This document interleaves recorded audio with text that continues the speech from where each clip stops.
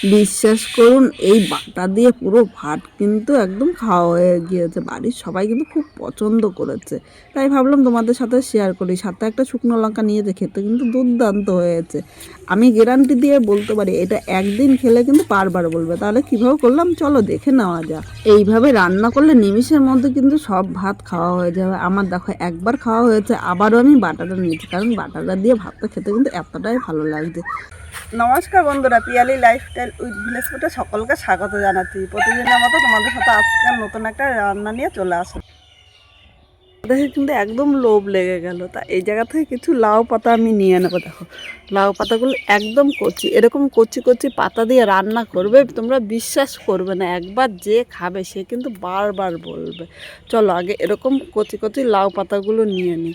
আমি আজকে খুব সাধারণভাবে রান্না করব, ঝামেলা ছাড়া, খুব সহজে তোমরাও কিন্তু করে নিতে পারবে। পাখি ডাকছে, আর পাখির ডাকটা কিন্তু দারুণ, মানে মিষ্টি সুরে ডাকছে।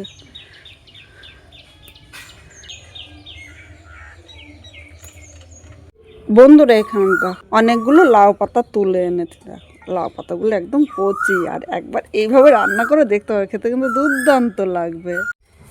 এবার এর মধ্যে আমি জল নিয়ে নিলাম। জল দিয়ে লাউ পাতাগুলো পরিষ্কার করে ধুয়ে নিতে হবে। দেখো এইভাবে 2-3 বার জল পাল্টিয়ে পাল্টিয়ে কিন্তু আমি ধুয়ে নেব। প্রথমে দেখো কতটা নোংরা, এই জলগুলো ফেলে আরও 2বার আমি ধুয়ে নিয়ে আসছি। বন্ধুরা পরিষ্কার জল দিয়ে আমি 3বার ধুয়ে এনেছি। এবার এখানে একটা ছিদ্রযুক্ত থালা নিয়ে নিলাম। এবার এই লাউ পাতাগুলো দেখো জল থেকে আমি তুলে নেব, আর এইভাবে যতটা পারবে জলটা একদম নিগড়িয়ে ফেলে দেবে।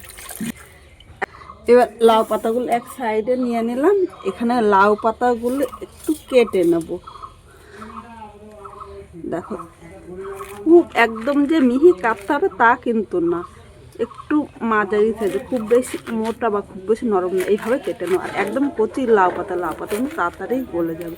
এইভাবে সব কয়টা লাউ পাতা আমি কেটে নিচ্ছি। এখানে সব লাউ পাতাগুলো কাটা হয়ে গিয়েছে। এবার এদিকে কড়াইটা বসিয়ে দিয়েছি, কড়াইয়ের মধ্যে আমি জল নিয়ে নিলাম।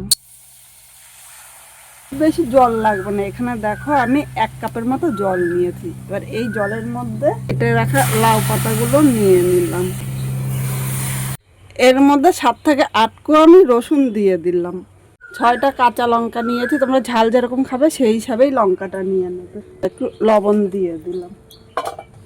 এখন ঢাকা দিয়ে লাউ পাতাগুলো আমি 5 থেকে 6 মিনিট ভালো করে সেদ্ধ করে নেব। 5 মিনিট পর চলে এসেছে, এখানে আবার ঢাকনিটা আমি তুলে নিলাম।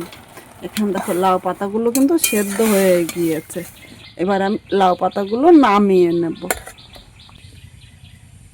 এই লাউ পাতাগুলো এইভাবে 3-4 মিনিট ঠান্ডা করে নেব। বন্ধুরা এখানে দেখো লাউ পাতাগুলো ঠান্ডা হয়ে গিয়েছে। এবার লাউ পাতা, রসুন ও লঙ্কা আমি একসাথে মিক্সচারে নিয়ে নিলাম।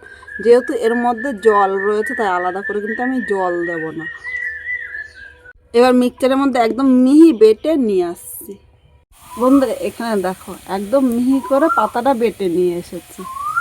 এদিকে কড়াইটা আবার পরিষ্কার করে বসিয়ে দিয়েছি। এবার কড়াইয়ের মধ্যে আমি সর্ষের তেল দিয়ে নিলাম। তেলের মধ্যে 2টো শুকনো লঙ্কা দিয়ে দিলাম। শুকনো লঙ্কাটা এবার একটু ভেজে নেব।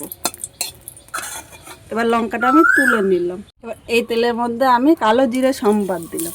কালো জিরাটা 1 সেকেন্ড ভেজে নিয়েছি। আর এইদিকে দেখো লাউ পাতাটাগুলো একদম মিহি করে বেটে নিয়েছি। এই লাউ পাতাগুলো আমি এর মধ্যে নিয়ে নিলাম।